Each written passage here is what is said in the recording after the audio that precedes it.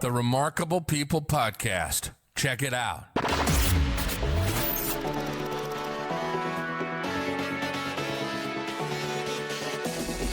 The Remarkable People Podcast.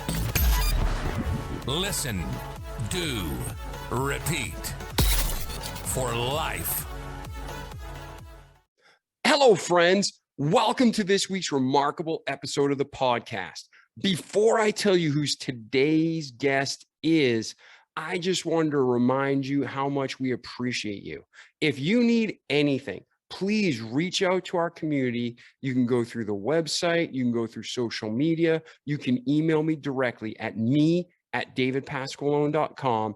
And we will try to help you in any way we can, hook you up with other experts that have been on the show or maybe we know, and we just want to see you grow and thrive. So if you need anything, please just ask. Also, if you want to share this show, our episodes are evergreen. They're topical. So if you see something that oh, my friend or my family member could really use this, don't be afraid to send it to them. That's just showing you love them and you're there to help. So at this time, this week's episode is about a young lady who didn't realize the impact divorce had on her family and on her life. And then as she got older in her teenage years, she started seeing the symptoms of a deeper problem. And then she talks about how it led to an unloving, abusive relationship that she got 3 beautiful children out of, but 9 years of heartache and pain. And then after 4 near-death experiences, she finally found her balance and she found her healing. And she talks about how she did it, and you can too. So ladies and gentlemen, get out your pen and paper, unless you're driving. Find a comfortable place to listen, or as you run or as you drive, whatever you're doing. But enjoy this episode of the Remarkable People Podcast, the Roxanne Chaput story. Hey, Roxanne, how are you today? Great. How are you? I'm fantastic. Just told our listeners about you. Let's jump into your story. Go through your past, the present. We'll come up to the future.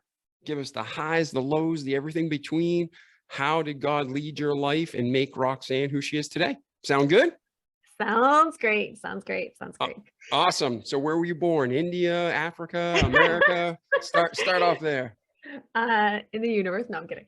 That is a true statement. I was born in Colorado Springs, Colorado. My father was in the Air Force military, Canadian Air Force military. So we were stationed at NORAD, the NORAD base in Colorado. So I was born there. Then when my mom left the relationship, the marriage, she came back to Canada. They were both Canadian, and she came back to Canada to be with her family to help raise her children because she was a single mother of 2 children. And my dad had to stay in Colorado to complete his term. So I was born in Colorado, came to Canada. I live pretty close to Toronto, Ontario. I'm not sure if you're familiar, but it's about 4 hours away from Toronto. And started my life here, and I went through school, and I always had this deep knowingness inside of me when I was a little girl that I was meant to have a significant impact on humanity. I always had this intense light burning through just my body, my energy. Like I knew that I was meant to do something great. I just didn't really understand the capacity or what that was going to look like as I got older. And I remember just questioning like all my family and my friends, like, do you have this burning feeling that you're being called to do something more, but you just can't explain it? And all of them were like, no, like, I don't really know what that means. Like, I know I'm going to be a doctor. Like, I know that I want to do that. I'm like, well, that's incredible. But do you like have like this burning feeling that you're being called? And nobody could really resonate with that feeling actually throughout my entire life. And, then I went into like teenagehood and having an absent father because he was in the military. He was stationed all over the world, pretty much like through North America anyway. And so I ended up going through some really unhealthy relationships, just didn't have any self-value, any self-worth of who I was. and I couldn't resonate with anyone. I couldn't click with anyone. And I'm a very deep conversationalist. I'm a very deep thinker. And I just never found someone that could kind of match me on that level, like odd enough. And yeah, so I went through all these terrible relationships. And then I went through a very, very, very abusive, very toxic marriage. And then I ended up leaving with my 3 beautiful children, starting my life over from scratch. Didn't leave with anything from the marriage. I left him everything. I just wanted a clean kind of break. And yeah, I restarted my life. And then after I had left my marriage, I went through 4 near-death experiences. One, I had went over a cliff. Okay, It was a whoa, 90. hold on 1 second. You just went brrr and unpacked a ton. Let's slow this down a bit, okay? So first off, did you have any siblings? Yeah. To frame it up. Brothers, Yeah, sisters, what was your background like?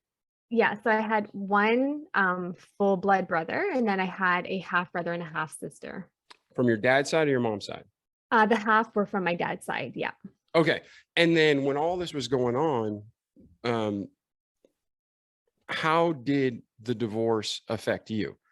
Did it make it where you already are wired differently? And that's not bad. I'm wired differently. And you're growing up where you're totally normal, but people think you're not normal because they don't think like you. Yeah. And your parents go through a divorce. So how did that impact you and your siblings? Like, because you mentioned you got into toxic relationships, a toxic marriage. So obviously that had an impact, but let's focus and zoom in on the childhood. What were the things you were struggling with that came from that? Yeah. Funny enough, when I was a small child, like it didn't affect me. Like, yes, I missed my father and like I wanted my father around because every little girl and every child wants their father around. So it didn't really like severely impact me when I was a child. There was only a few things, like a few incidents that happened at the beginning of of my childhood, from I'd say from about age 4 till about 9, where my dad would tell us he would show up and he would be nowhere to be found. I mean, we'd be sitting out in the rain waiting for him, and our hearts just broken that he just didn't show up. And he was already in another relationship, and he wasn't married at the time with this partner. So we just kind of felt left out in that regard. We felt a little bit abandoned, and my brother took it a lot like harder than I did. He had a really hard time with it. And I think as a boy, you always want your father's approval and your father's love, and that's pretty much their role model growing up. So that was really challenging for him and for me to see him, to witness what he was going through. But I want to say that it was a little bit later in life where it started impacting me on a deeper level, is when Or on a my dad. conscious level? I don't want to correct Yeah. you, but it was Yeah. probably affecting you and your brothers. It affects everybody. When people Yeah. say, oh, divorce is fine, kids are resilient, I want to punch them in the face. That's a Yeah. freaking lie from Satan. Yeah. Kids do adapt, but that doesn't mean it doesn't hurt them and Yeah. set them up for failure in life. So what you're saying is you weren't having a conscious effect as a child, other than the disappointment and the Yeah. love you had for your dad, Yeah. but it started manifesting in your Yeah. teenage years. Well, it started manifesting when I was a little girl. It just didn't impact me because I didn't really know much more than my father not being around, because I was so young when my mom came to Canada. So I never really experienced my dad being in my life. So to me, it was normal, like to not have him around, if that makes sense. Oh, totally. I didn't grow up with my father. My mom and Yeah. dad weren't married. Yeah. My dad was he saw me once in 6th grade because he was legally forced to. And then I Yeah. didn't see him again until I was in my 20s. So I'm tracking with you there. And Yeah. many of our listeners sadly are too. Yeah, exactly. And so it was just when he would say that he was showing up, it was like that excitement building up, like, oh my goodness, I'm going to see my dad. And I was so proud of him, right? Because he was in the military. He was like this big statured man. Like I was just so proud to have him as my dad. So like, it was just like such that disappointment when he wouldn't show up. But I was such a positive little girl. Like I've always been positive my entire life. So I would just flip it and spin it, and I would deal with it. And I would be like, okay, like I still love him, like it's just what it is. And there was always a reasoning why he didn't show up, even though like as a child, you don't really fully understand that, because like we're functioning and we're calibrating ourselves on our emotions and not on the logical sense. Like our brain development isn't there yet. And, going into teenage years, I was about 12, and then he got remarried, and then he was living back out in Colorado. He got stationed back out there, and he had a family with his new wife. And that's when it started triggering a lot of emotions, because it was like almost like he abandoned us to create this new family, right? Like it was just like that feeling, even though it wasn't intentional on his part, he was just trying to move forward with his life. It didn't feel that way as a child. And that's the more challenging part that I had to contend with. And I had to kind of take a lot of time to embrace that and embrace my siblings. Like as soon as they were born, I loved them to death. But it was just like that whole process of getting there, to be able to accept that, if that makes any sense. So then, No, it makes total sense, yeah, complete sense. So, but now, they say a lot of times what men and women, like you mentioned, a great point. Your brother had a different reaction because how men look to their father and how women look to their father are different, both important, but different. And now you're in your teenage years and now you don't have that father in your life every day. So now I assume, I don't want to use a term that's like overused, but you're looking for love, I guess, and you're looking for that acceptance. Is that what happened in your teen years? yeah, I was just seeking acceptance, and I had a great stepfather. Like I want to preface that I had a great stepfather since the age of 5, and he's an incredible man. And to me, that is my father. Like he is just an incredible human being. So I was very fortunate in that way that my mom found someone so great and like so lovable and like such a great, strong character for me and my brother. However, that doesn't replace the fact that you don't have your biological father in your life, right? There's always going to be that paternal attachment or the maternal attachment, depending on which parent isn't a part of your life. And you going into teenage years, my first relationship, it was just like I was just willing to accept anything to feel loved by a man and almost look for that father figure, right? Like the whole daddy issue thing is very prevalent. It's very true.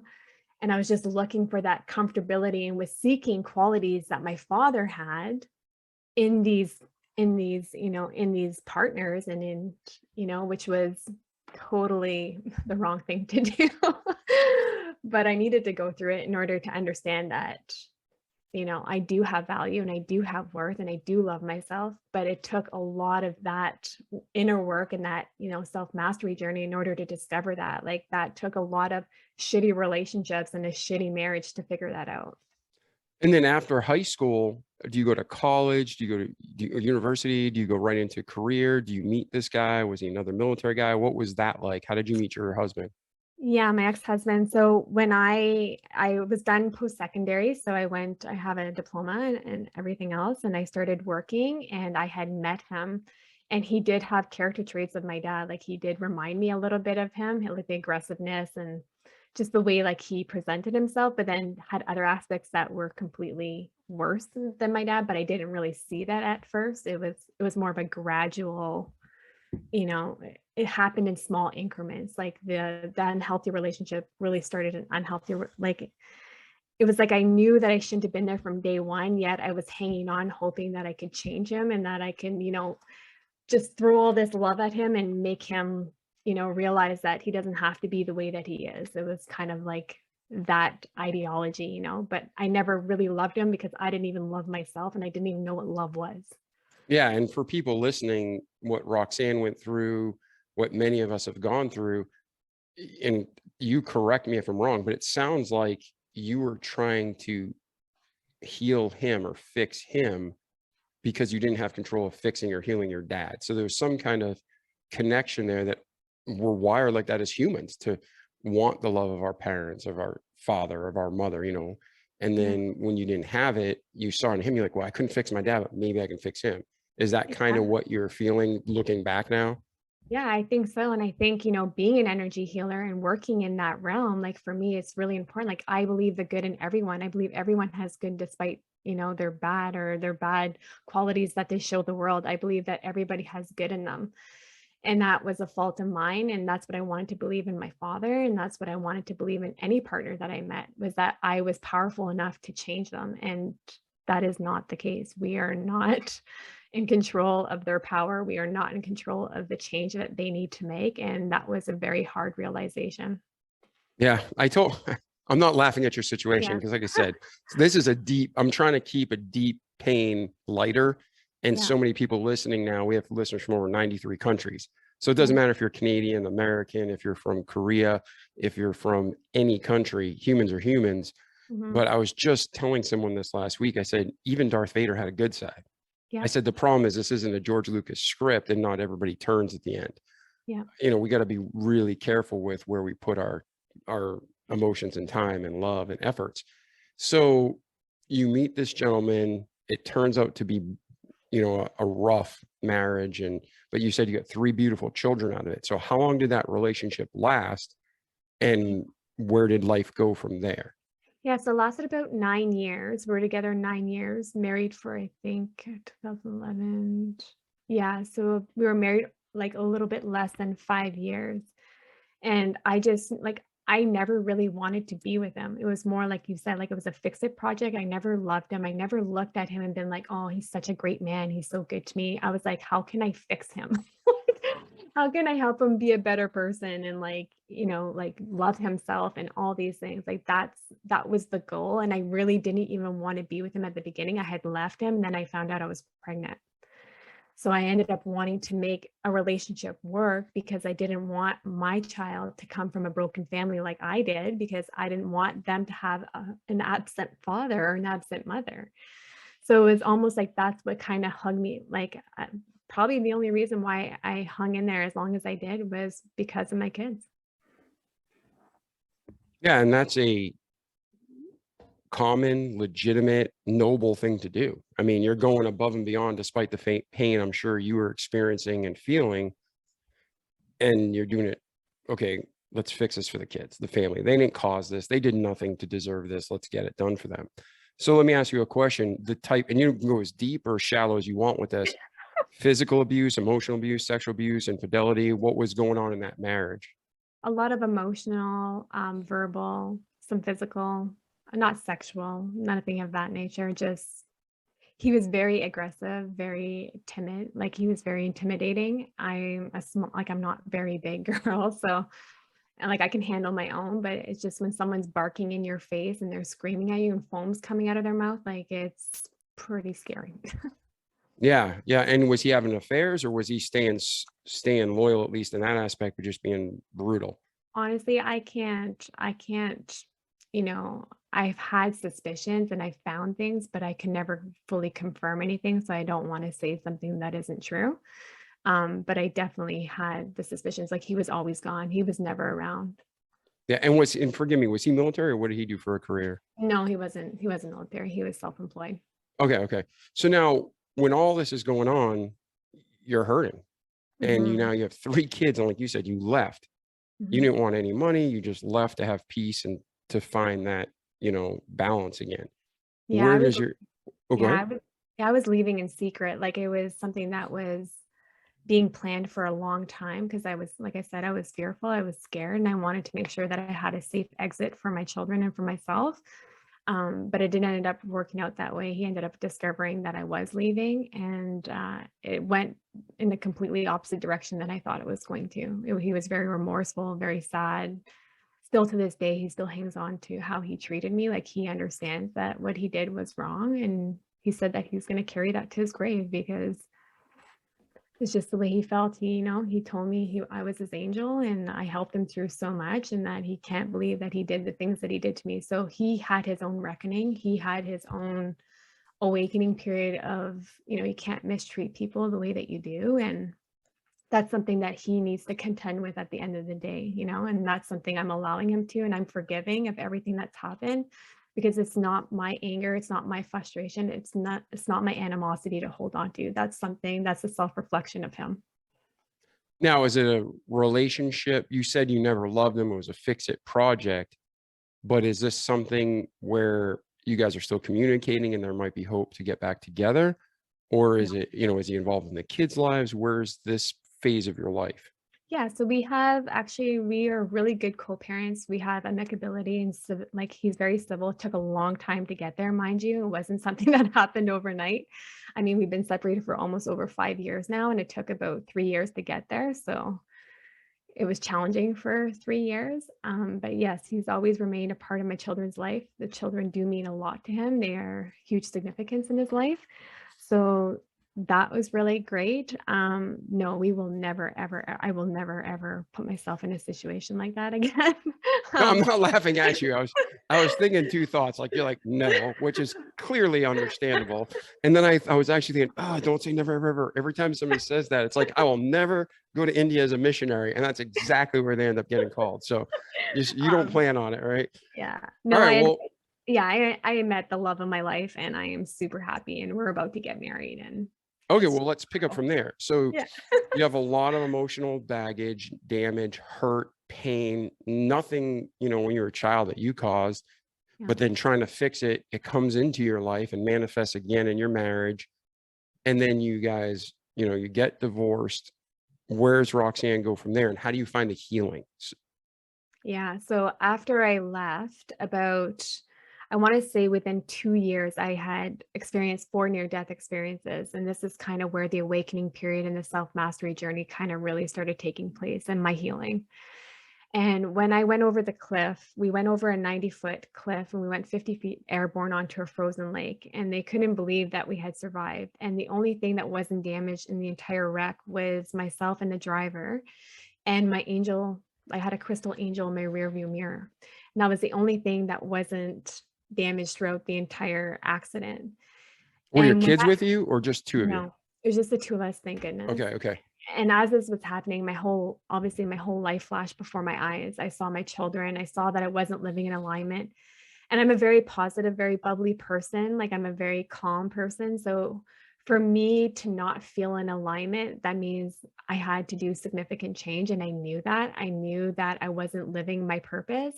And that's when I started embarking on my self-mastery journey. And that's when I started asking the deeper questions, questioning my faith, questioning my belief system, questioning my core beliefs, questioning everything that had built the character of who I was. And was it truly me or was it something that was created for me? So that was, it was like pretty much destroying the entire house and the foundation and recreating an entirely new foundation and building from a great foundation opposed to something that I didn't firmly believe in. Well, let's talk about that. So again, it breaks my heart that so many families are broken Mhm. and there's so many people deeply hurting at the expense of others. So, that everybody has responsibilities in their own relationships, but a lot of times it truly is someone else's doing. What did you do, Roxanne, to start the healing? Like, obviously, every situation's different, but what were the practical steps that you took to start your journey of healing? So our listeners it's just echoing and they're connecting with you on this level. How would you recommend they start their healing journey? And we still have 3 other near-death experiences that we should probably discuss. So however you see to tie that in, let's make sure we hit all that. So I'd say like the first part after the diving, being the Dukes of Hazzard after that event. No, I'm Yeah, kidding. cliff diving with a car. That's a new sport. Yeah, it's gonna be on ESPN. Just survive though, just survive. No, I'm Yeah. kidding. Yeah, I'd have to honestly say that after experiencing that, it really allowed me to start questioning who I was. Why was I always saying yes to the things that I truly desired to say no to? Why was I always trying to please, those that I love around me opposed to pleasing myself? Like, where was my joy? Where was I? Like, who am I? Who am I without, my children, without my job? Like, I started questioning that entire process, the entire essence of who I was. And I didn't stop there. And everything that I didn't have answers to, I seeked mentors, I read books, I did all those things to attain and gain knowledge. However, none of those things, as much as they built incredible tools for me, and we're able to have, like this incredible aspect of us to be able to, help with the coping mechanisms and all these aspects, nothing actually felt like it was healing the aspects of my soul that needed to heal. And I went on this forgiveness journey of being able to forgive my father, forgive whoever I felt had kind of wronged me throughout my life, and understanding that they are also human beings having a human experience in this world, and that we are divine beings, and that we are divine creatures. And what comes with divinity is that we are all going to make mistakes, and we should not be judged for our mistakes because we are not the judges of someone else's life. So I didn't want to carry their weight with me anymore. I didn't want to carry, the issues that they had and then allow it to be a reflection or allow it to define me as a human being. I didn't want that to be weighing on my soul because, as you know, holding on to anger and, frustration, resentment, guilt, all these, negative feelings of hatred, it gets us absolutely nowhere. And the only thing it causes is mental health illness or illness within our body. So that to me just was a non-negotiable for me to go down that route. So it was very important for me to start forgiving those who I felt had steered me wrong or had guided me wrong throughout my journey. Well, let's focus on that because that's something that's massive. And there's a difference between forgiving someone who's truly repentant and forgiving someone who's a complete, I almost said a bad word, but you know what I mean? A complete jerk still. Yeah. And then there's forgiving someone who's deceased, because all three are processes. So let's deal with the living, whether they're repentant or not. What are some steps that you recommend to your friends and your clients and people you come in contact with to help them really let go and forgive? That's something that's incredibly hard for me and so many people out there. And a lot of people who are deep feelers and lovers, the more you love, the greater the love, the greater the pain when bad things happen. So how do you help those people dig out of that emotional hole? Because like you said, they get emotionally sick, they get physically sick, their whole life becomes toxic. How do you let go?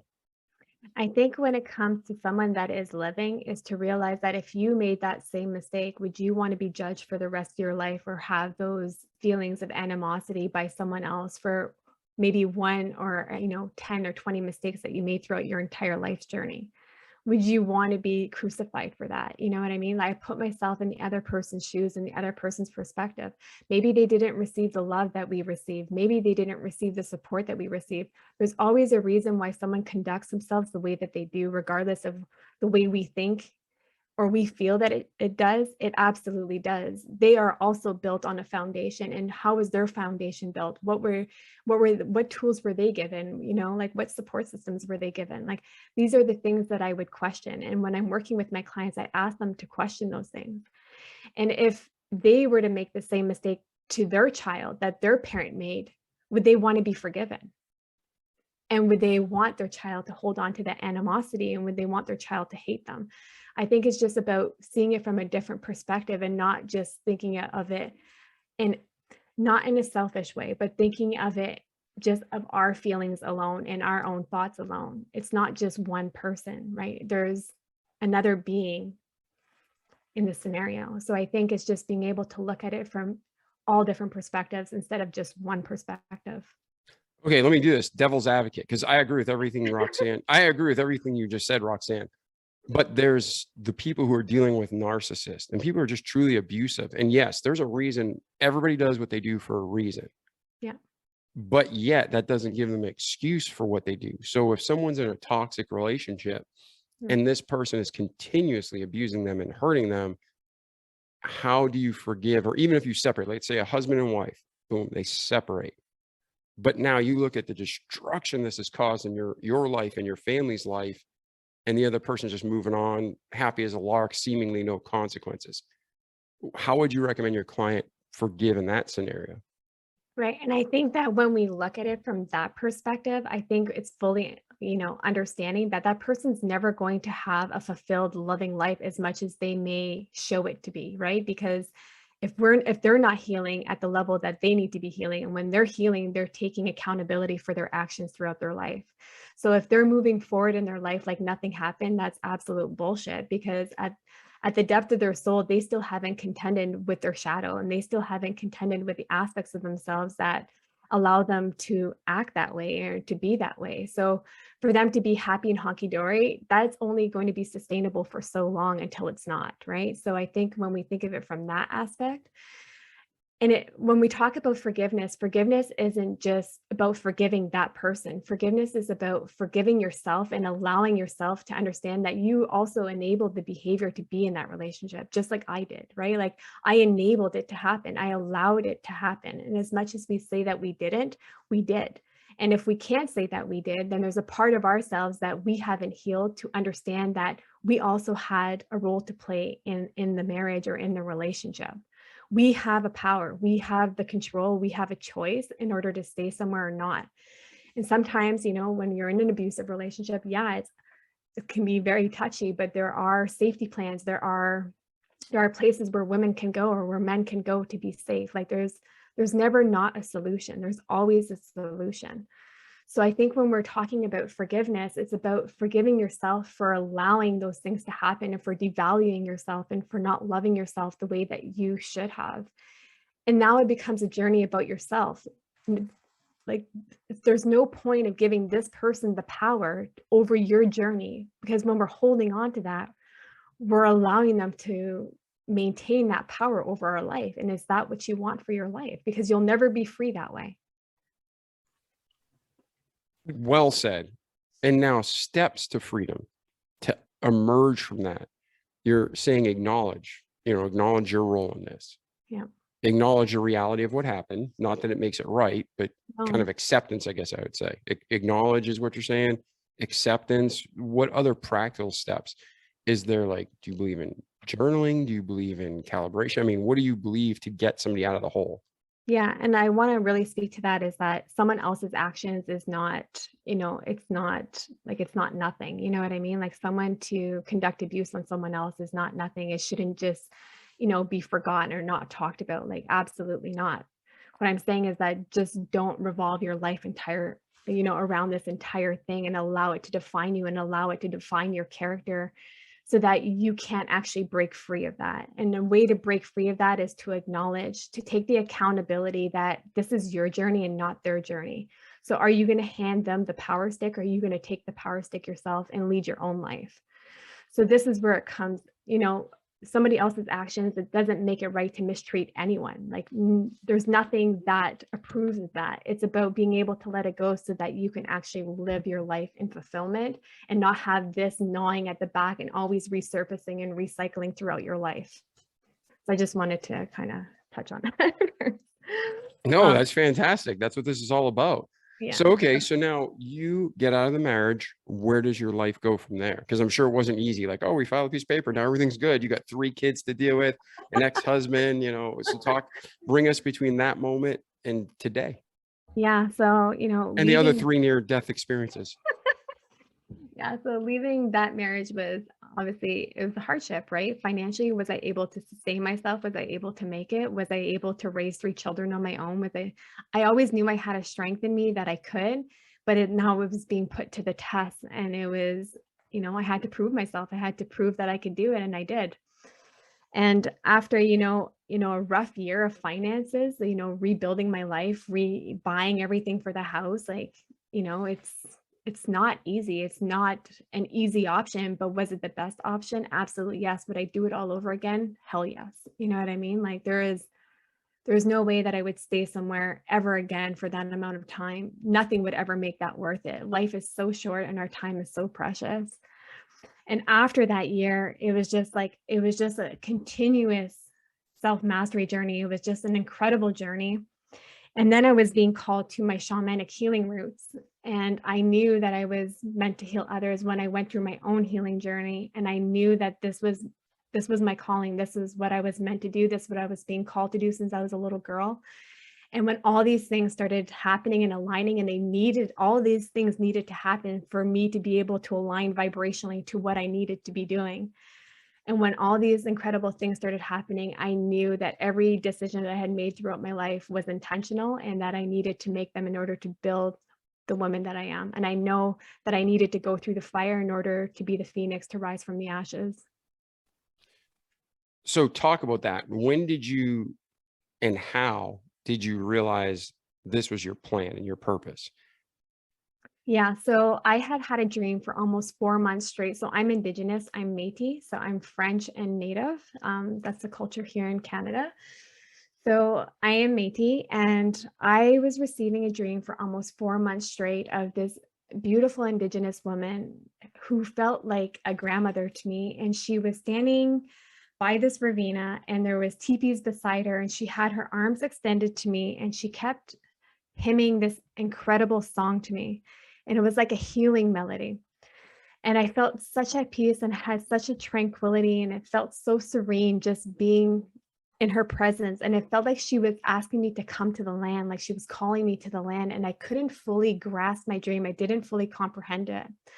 And when I went and saw one of my elders in our culture, in our Métis culture, he had told me that she was calling me to the land to come and heal. Like she was coming, like it was time to come, and it was time to come and heal. And I was like, well, come and heal what? Like, what am I supposed to be doing? Where am I going? And he's like, she'll come to you, you'll get the vision and you'll know where to go. And then I spoke with another spiritual mentor, and she said, yeah, like she's calling you to the land, and she's calling you to come and heal and be a shaman. You're meant to be a shaman. And I was like, oh, okay, like I guess, like maybe. And then the last dream that I had the night before I went on this incredible healing journey is that she had came to me in my dream. The same hymn had happened, and I was hymning the song, and my elder was like, "Oh, that's a traditional healing song."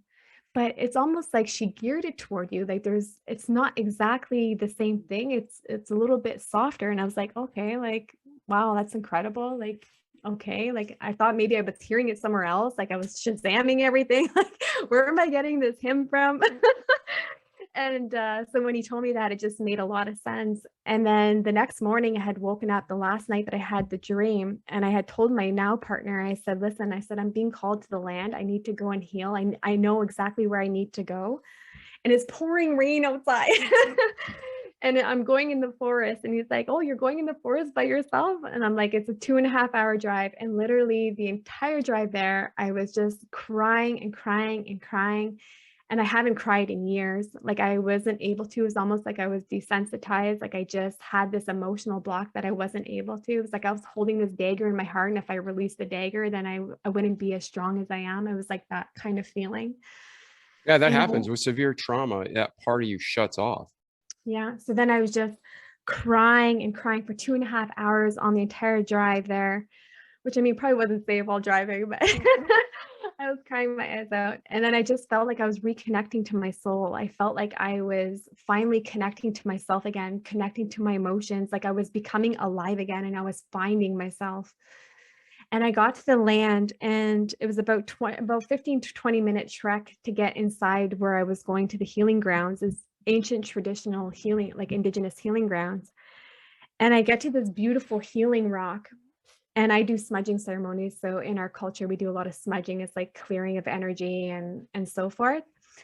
And I was So you had a smudging. background in this. It wasn't like all 100% new. You had some background and you were taught through your people, through your heritage of these traditions. Yes, yeah, like the Okay. smudging, yeah, all those Okay. ceremonies. Yeah, because like you're talking about stuff and you're using phraseology that myself and some of the listeners, we have no idea. Like we're following the story, but we're not familiar with it in depth. So now you're talking about smudging and things. I'm like, well, I don't know what smudging is, but you do. So this is something that you were taught. That's Yeah. where I was getting. Okay.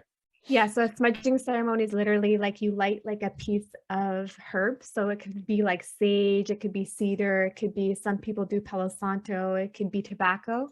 And you literally, what you're doing is you're taking the smoke and you're covering yourself in it essentially. And you go in like, it's kind of like in increments. You do like, your top, you do your head, you do your heart, you do all these things. And it's like a clearing of spirits, a clearing of energy. And a lot of people use it to clear their homes of kind of funky energy that's happening in the home. It's just an ancient traditional thing that we do in order to kind of to rid of energy or to change our energy in that aspect.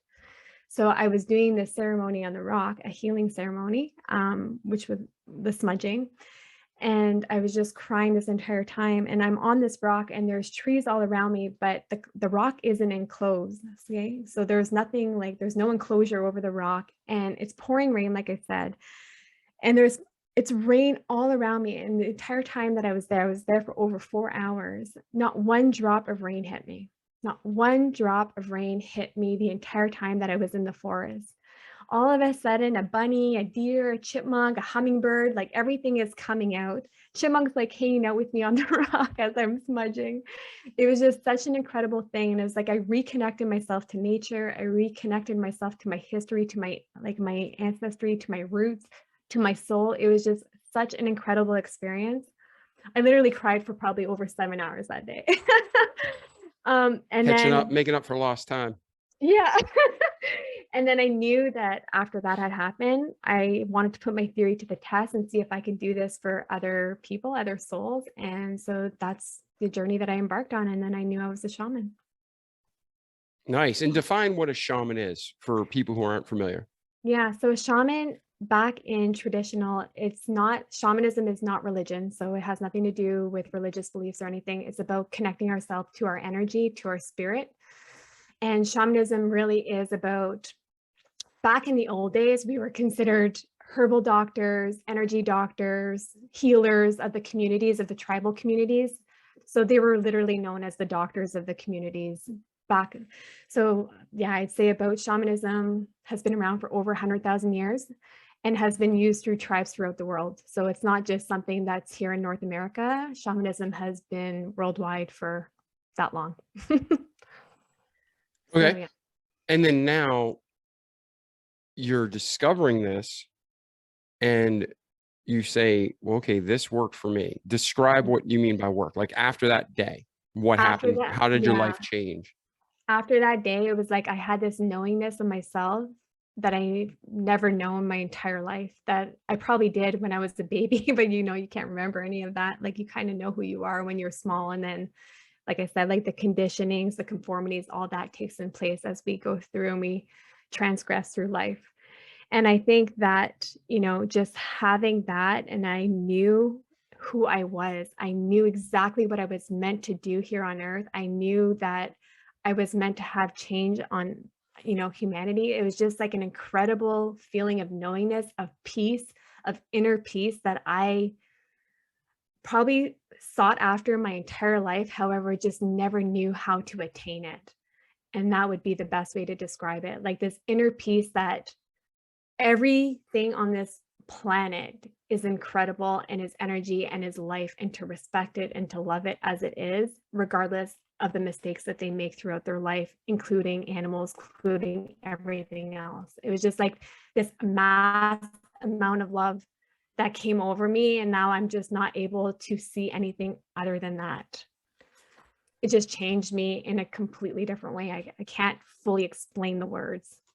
Oh, yeah. And also, I think it's safe to say that all of your life experiences and the journey God brought you on, it wasn't that smudging was the miracle. It's just everything converged on that moment in your life. And that was like the release, I guess, for you to let go and forgive and move on. Is that correct?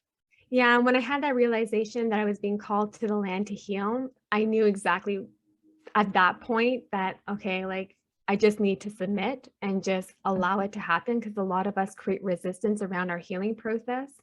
We still have, this conditioning that, that we're okay and that we've healed all these aspects of ourselves because we went through counseling, we read self-help books, we Googled things, we talked to friends. However, when we're not healing at a cellular level and we're not healing the layer of our energy, because we're a 4-level being, we're layered in 4 levels, right? We have our mind, we have our mental health, we have our physical health, we have our emotional health, and we have our spiritual health, right? Our energy. So when we're not healing this aspect of ourselves, we can feel that we're great, but we still don't have that inner peace that we're seeking. We still don't have that inner knowingness that we do have something to give and offer to the world, and that we can actually love ourselves while we do that. Yeah. And as people who are listening from all over the world have different backgrounds and different worldviews, I come at life from a Christian worldview. I believe the Bible. I believe there's God the Father, God the Son, Jesus, and the Holy Ghost. Actually, God the Father, the Holy Ghost, and then Jesus, right? But you have that. It says you have an unction from the Holy One and you know all things. So sometimes it's not even something we learned, but God just puts a guidance inside of us. And that's kind of sounds like what you're discussing. But then beyond that, I know friends, like I guess in America, we call it Native American. That's what you're talking about. Yeah. Yes.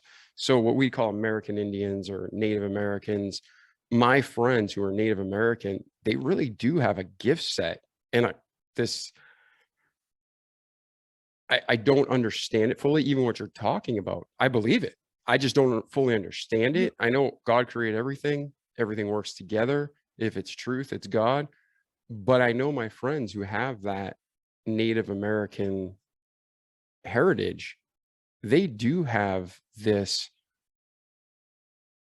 I guess, higher level gift or ability when it comes to knowing and emotions and spiritual things. It really is. It's cool to me. Sometimes it's scary to watch. I'm like, whoa, how the heck did that happen? But I think there's something that God put us differently. Like everybody has different gifts. So for you, that heritage just God used to unlock in you and bring you on this journey. So you have this journey, you're feeling freedom. Bring us in your life from there to today and talk about the next 3 near-death experiences. Right. So after that, I knew that I was just, so that had happened after the last 3 near-death experiences, just so put it into context for timeline. But the 3 near-death experiences before that, that led up to that kind of healing journey, is that I started hemorrhaging from my uterus on 3 different occasions where they couldn't figure out what was happening. And I was like, I almost died all 3 times, and I wasn't sure that I was going to make it all 3 times. And this hemorrhaging had happened within 6 months of each other. So I literally nearly died 3 different times until one doctor was able to rectify the issue with a surgery. So yeah, that was absolutely scary. So that was kind Was of what, was that stress related? Was that related to the accident you had going off a cliff? Was that just purely genetic or freak thing? Like, how did that happen? it was just a freak thing. Yeah, it was just a freak thing. They had never seen anything of that caliber before. So it took a lot of doctors to figure out what was really happening. So yeah, that was really scary. So that, like going through those 3 near-death experiences really allowed me to go even further into my awakening and further realizing my mission and like what I was supposed to be doing with my life. And that's when I decided to start my own business, stop doing what I was conditioned to do, work the 9 to 5, get the pension, and feel unfulfilled every day of your life. So I kind of knew that I needed to shift and I needed to change that dynamic throughout my life. So that's kind of what happened before the healing journey kind of occurred. And then after the healing journey, literally my life has been so incredible, like the abundance that's coming to me on so many levels, just because I allowed my chakras, I allowed my energy to be open, and I allowed my vibration to be open to be able to receive incredible things. But because before I was creating resistance, not even knowing that I was creating this resistance to not attain and to not acquire the things that I truly desired for my life. Talk about energy and vibrations, because a lot of people, they hear that and they're immediately shut off. They're wanting to shut this podcast off. They're scared. People are scared. No, seriously, people are scared by what they don't understand. Yeah. They're coming at this from a conservative Christian background, and there's nothing wrong with that.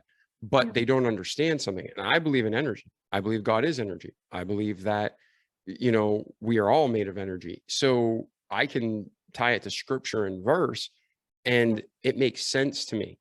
Yeah. But the older I get, the more I understand. Like some people call it, the law of attraction, or they, vibration, or they call it the secret. There's all Yeah. these different versions of it. Sorry, I just like, that one Yeah. is like they take, you can take anything a little too far. We have to keep it in balance. So, if I'm gonna think I'm a duck and I'll be a duck. No, that's not how it works. You're a man, you're a woman, you're born a certain way. All right. So when it comes to energy and vibrations, there is a legit, like, you reap what you sow, and like attracts like. And if you're thinking negative, negative will come. If you're thinking positive, positive will come. People hear these terms all different ways, Mm. but it's like anything else. It's the same foundation. So describe energy and explain vibrations. Yeah, so energy, we all have energy that is within us. That's the 4th layer of our being. We are energetic beings. We have energetic cells. We have energy like that produce cells. So, we have little organisms that produce cells, just like our chakras, right? We have energetic chakras within our body that produces energy. And when we meet someone energetically, we know if we like that person or not. That's part of our intuition, right? It's not something that you have to think about. It's energetically, you feel the vibration. If you walk into a room, you energetically feel the tension in a room, or you feel the excitement, or you feel the happiness. right? Emotion is energy. We exude the energy when we're feeling a certain emotion. So we are all energy. Plants are energy. Trees are energy. Every living creature is energy.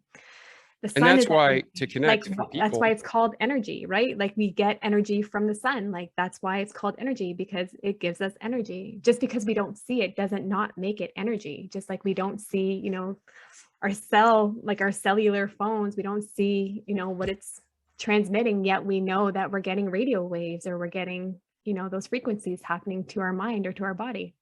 yeah, and like you were saying, we've all been in a room where somebody's walked in, it's either lit up or been eerie. I mean, people Yeah. exude a signal. Energy.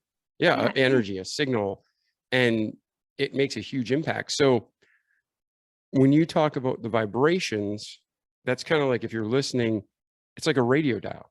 It's, you can listen to all different stations just by turning that crank or pushing the button one point. Yeah, and vibrations is our frequency, right? When we're vibrating at a certain frequency, then we're going to attract that certain frequency. So when we talk about the laws of attraction, which I do fully believe in, and I think that it's a universal law, like it's scientific. If we think about the universal laws, it's not, I feel a lot of people are misled with the laws of attraction. It's not just the law of attraction. It's not just the secret that needs to transpire in order for you to have the vibration and for you to be able to acquire and receive whatever you're asking from the universe or from God or for higher source, however, whatever belief system you have within you. And I think that when we're talking about the laws of attraction, it's important to understand that there's 12 universal laws, and all those universal laws need to be working in conjunction in order for the law of attraction to work efficiently. So you have the law of vibration, you have the law of correspondence, you have the law of action. There's 12 different laws that go into the law of attraction in order for you to be able to receive what you're asking, like what you're really asking from the universe. So when we're using these guiding principles and we're using these universal laws in order to attract the right things to our life, it's important that our vibration is where we're able to receive it so that we can receive the reciprocity and that we are not creating the resistance. Because everyone's like, I hear a lot of people like, oh, well, I asked for this, but it came this way and it's like a terrible way. And I really don't want it like that. Well, that's something that you created. You created the resistance and when you requested for it. And you may not consciously know that you created that resistance, but subconsciously, your vibration, the correspondence, the action, all these other laws weren't in alignment with the law of attraction in order for you to receive it the exact way that you asked for it. So that's when I talk about energy and, like our vibration. We are vibrational beings. We send out frequencies, we send out energy. We are living beings. We're living creatures. We're interconnected. Yeah. Yes. And there's a lot that goes into it. So I didn't expect you to explain it all in like 30 seconds. But for people who don't understand the concept, when you close your eyes, there's a lot more to us than the physical. And eternity, the laws of thermodynamics are all in the Bible. And one of the laws is energy can be neither created or destroyed. God made us all from the foundation. We don't understand it. We never will until we're in eternity, right? Yeah. But when we're done with this life, it's just a short period of time, and then we move on to eternity.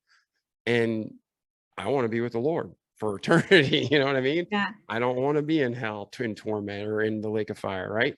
So when you're talking about energy, if people are listening, like, what is she talking about? Really read your Bible. And when you're going through the Bible, look at the things that Jesus said specifically. And, if we're positive and if we are thinking a certain way, those things are attracted to us. And you can find that throughout the Bible. But again, that doesn't mean I am going to be a millionaire. I am going to be a millionaire. And then boom, it happens. It really can. But like Roxanne is saying, you have to have everything in alignment. So if you have a perfect liver and a perfect kidney and a perfect heart, but your spine starts acting up, your whole body deteriorates or it can have real issues. So I appreciate you talking about that. I didn't mean to put you on the spot and explain it all, but it really is important to people. Like I personally think our flesh is the least of anything. I mean, it's like we give it the most focus and attention in our society today, and looks and well, let's work out and let's do this and let's do that. But at the end of the day, the physical is the least and it's the most temporal. But the stuff Yeah, that matters is our soul, and people ignore it. So I you're know. kind of focusing your career and purpose on that, right? Yeah, and I think our physical is just our vessel, right? And our vessel will age and our vessel will go through things. And I think that that's the superficial layer of our being. And when we're focusing on the superficial layer of our being, we're never actually affecting healing in the area that we need to be healing. And that is in the soulful level. We need to be healing at the soul and not healing at the physical capacity, and allowing our physical being to predict who we are as a being. And I feel like with today's world, there's so much pressure and there's so much, you know, conversation, and everything is judgment on someone's physical being and physical shell when we're not actually looking at what their soul has to offer. And I think that we're very misguided in that direction. Yes, 100%. And yes, we can go so deep into that conversation. I mean, I think any medical doctor, any counselor, anyone who practices in any field of human study, there is definitely a benefit to working out and to eating right.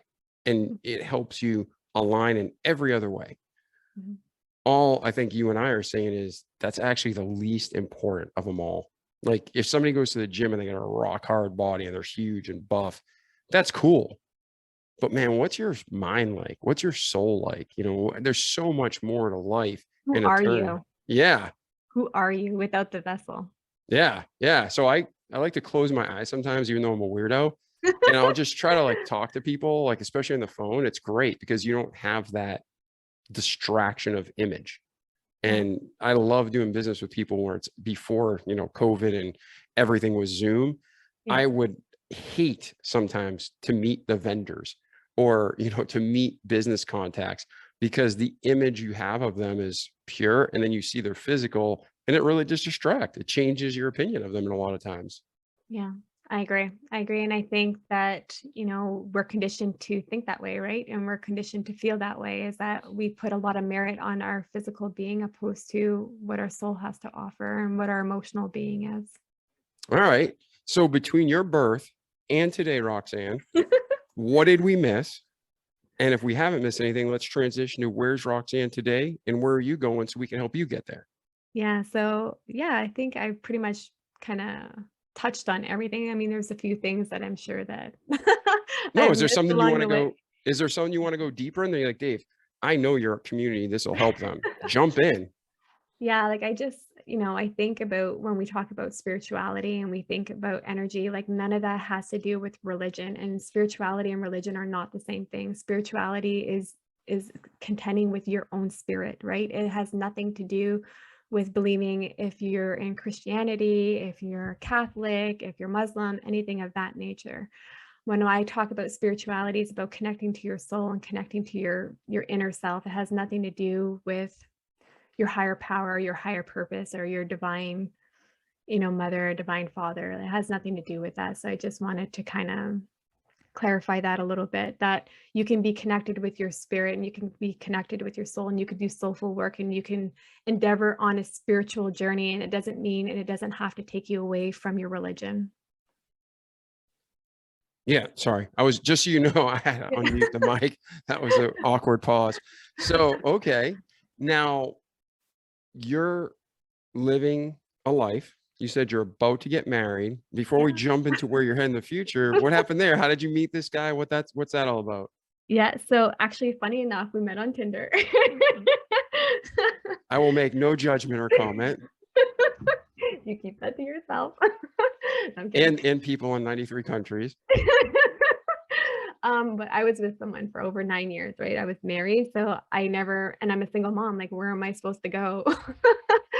Being a single mom. So yeah, so I did the whole online thing. My sister introduced me to it. And I was really skeptical at first, but I was like, you know what? I just need to be open to new opportunities and just allow things to happen if they're meant to happen. And if not, then I'll know rather quickly. And literally we met and I knew right away that he was the right person for me, he was the right partner for my life. And yeah, it was just a beautiful love story from that point on. And then, yeah, it's so funny because we had actually met countless times, but we never knew. Like my son, like his son and my daughter were baptized side by side in the same church on the same day, like together, like we were both in the same church. Just like really weird anomalies and really cool synchronicities and coincidences that kind of aligned us together. So it was just kind of just made it more powerful. So yeah, I met an incredible person and he's a really, really great guy. So I'm super, super happy. Awesome. Excellent. So when you guys getting married, do you have a date set or? We're looking to buy our home together and then we're going to plan our wedding. Nice. Nice. Well, congratulations. Yeah, thank you. Now, where is Roxanne today and where is Yep. Roxanne headed? So right now I am really diving deep into my business and to the soulful side of my business. My mission today is to heal, love, and awaken others. That is going to be my mission for a very, very long time. That is what I foresee. I know that I'm going to be extremely successful in the business as it has already kind of proven to be that way. So I'm super excited and super thrilled about that. Once I'm at an area where I am comfortable in building my entity and building my empire, what I really foreseeing is that I want to open up. It's kind of like a community. I want to start doing fundraising and open a foundation for communities for children that are orphaned in order to develop their inner gifts and to just have that support and love and guidance as they get older. And I really want this to affect millions of people. So I'm really looking to kind of do a massive outreach, which is really what's weighing on my heart. And that's what feel like I'm being called and compelled to do. Awesome. Now, if someone wants to get a hold of you, Roxanne, if they want to learn more, if they want coaching, if they want to get involved in your future ministry or I lost the word. Foundation. That was it. Foundation. How can they reach you? Do you have a website, email? What's the best way? Social media? Yeah, they can connect with me through my website at www.roxannechaput.com, and all my social media handles, TikTok, Instagram, Facebook, LinkedIn, are all under that same name. Excellent. And I'll go ahead and put links to all that in the show notes. Great. And Roxanne, I truly appreciate you being here today. Before we go, again, is there anything we missed in your story? Or how would you like to end the show? Is there a thought or an encouragement or something you want to leave with our listeners that if they're going to remember this, the whole episode was worth this moment? Just the piece of wisdom that may seem so small or so huge. What would you like to leave the listeners with today? I just want to leave them with trust yourself, trust your instinct, trust your intuition, silence the noise and really focus on your inner peace and focus on yourself. And if you feel that you have a desire kind of guiding you somewhere, or you feel like you're being attracted to go somewhere or to do something, just do it. Do it. Excellent. Well, Roxanne, it's been a true honor to get to sit down with you and talk today. Thank you for being here. To our listeners, like every episode, all the knowledge in the world means nothing unless we apply it. So don't just listen to this great episode and the truths that Roxanne shared with you. Do it each day, repeat it, so you can have a great life in this world and an eternity to come. So I'm David Pasqualone. This was Roxanne. Thank you for being on the Remarkable People podcast. And if you need anything in the future, Roxanne, please let us know. And to our listeners, anytime, you're welcome. And to our listeners, if you need anything, please reach out to Roxanne or I, and keep listening to other episodes, not to bump our podcast up, but so you can grow your life and help others. Ciao. The Remarkable People podcast. Check it out.